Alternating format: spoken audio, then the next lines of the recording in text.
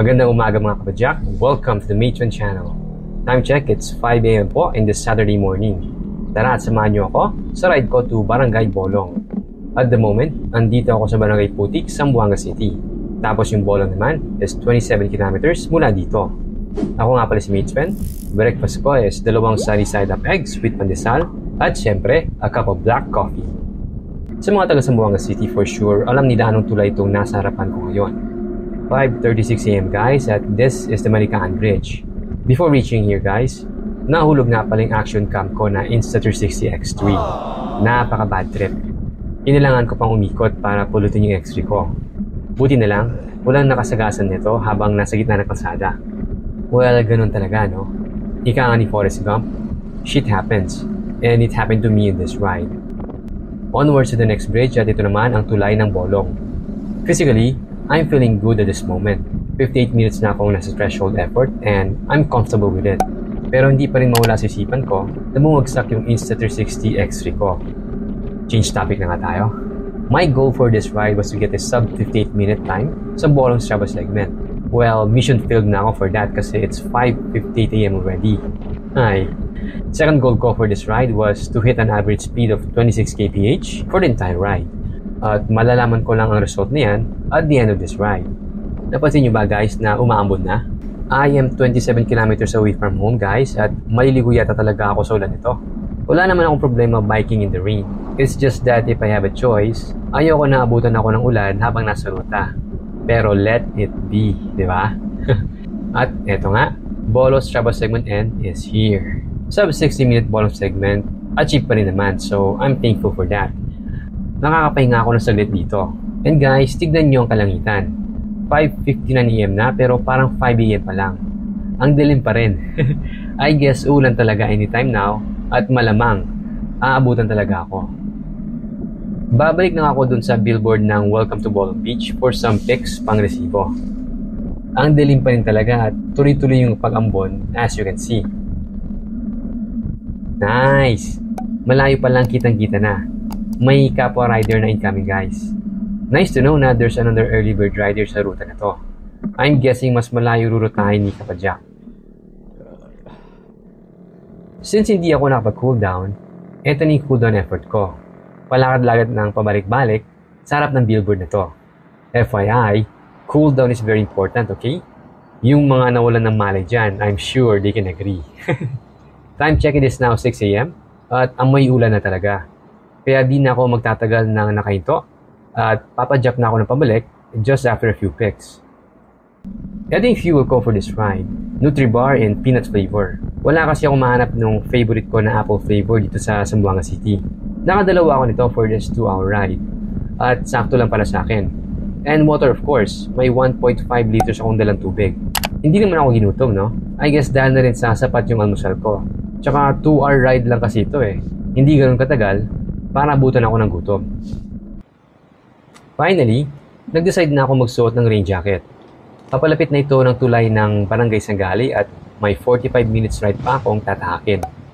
Ulan na kasi talaga ito at hindi lang ambon. Sa kada ride ko, dala ko itong rain jacket ko. Waterproof ito sabay may kasamang hoodie para sa ulo. After ko maabutan sa ulan dati na walang dalang waterproof jacket, nadala at natuto na ako. Kaya ngayon, ready ako sa mga ride na maulan. Ang hindi ko pa nasubukan daw is yung cover sa sapatos para di pasukin ng tubig ulan yung paa at medyas sa loob ng sapatos. Hopefully soon magkakaroon at makakasubok ako nun. Yung parang dumi na nakikita nyo sa video, hindi po dumi yan. Yan yung crack or basag sa lens ng Insta360 X3 ko. Nakaka-bad trip talaga maalala. Magastos na pagpapaayos ang kinakarap ko nito. Ang saklap. Pero yung kabilang lens mukhang okay naman. Parang walang gasgas. Ewan ko nga lang upon closer inspection. At ayan na nga guys ang ulan. If you like riding in the rain, please tell me why.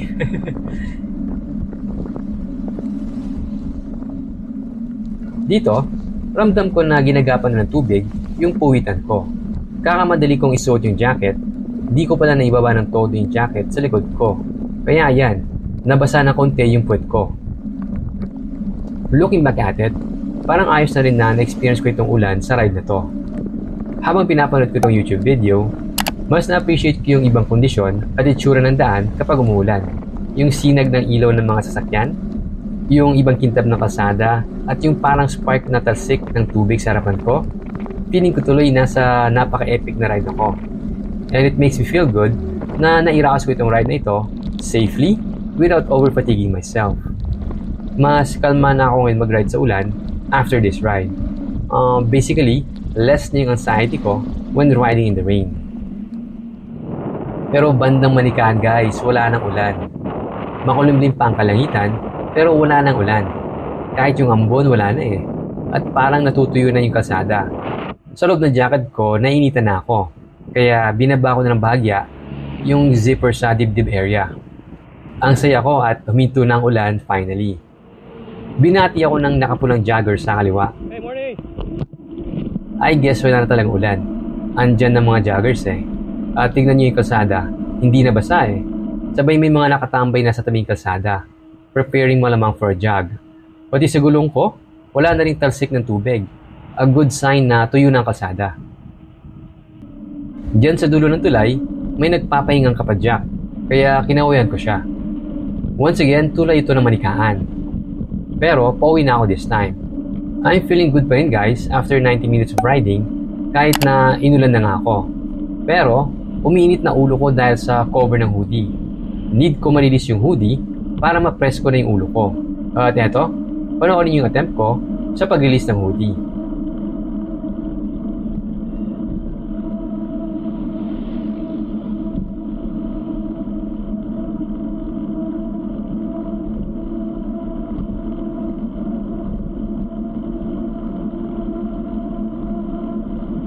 Ayos, feeling fresh. Pero guys, bandang Kabaluway hanggang Buwalan at Divisoria, umulan na naman ulit. So yan ang swerte ko pagdating sa weather on this biking day. The good news is, I had a safe ride and a non-fatigued ride. Pag-uwi ko ng bahay, it was 7:15 AM at nakapaghanda pa ako para maihatid at sundo ang anak ko to his math review sa Tetuan Elementary School. A non-fatigue ride is very important sa akin guys. The sad news is, my average speed for the entire ride is only 25.4 kilometers per hour. So, bitin ito sa 26 km/h na average speed na goal ko.